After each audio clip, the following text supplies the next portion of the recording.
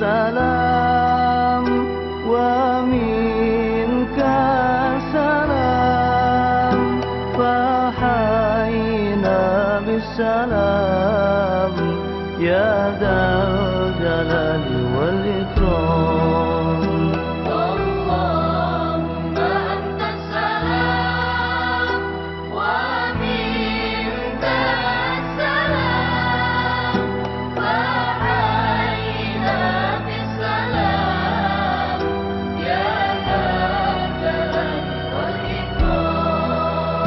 Ya Allah Rabbana Rahman, hamba-Mu dan ikhwan mohon diberi ampunan untuk dosa yang kulakukan.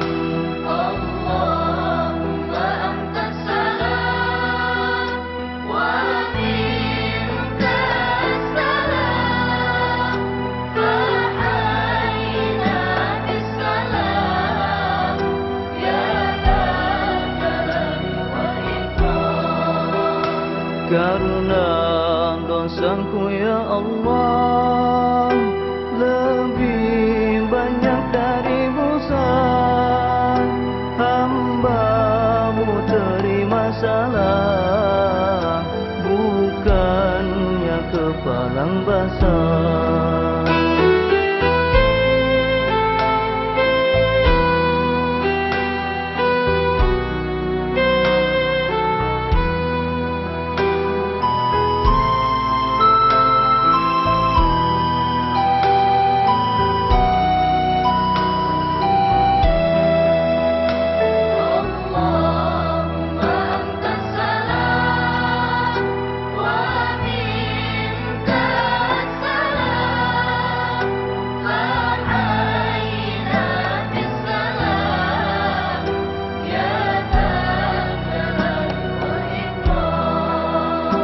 Hamba harapkan rahmat-Mu, ya Allah yang Maha Satu.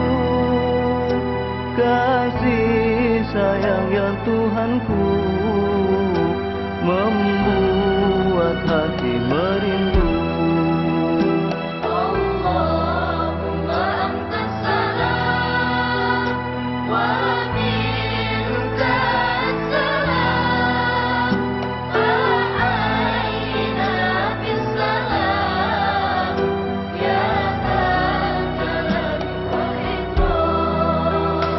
Hamba tak ingin disiksa karena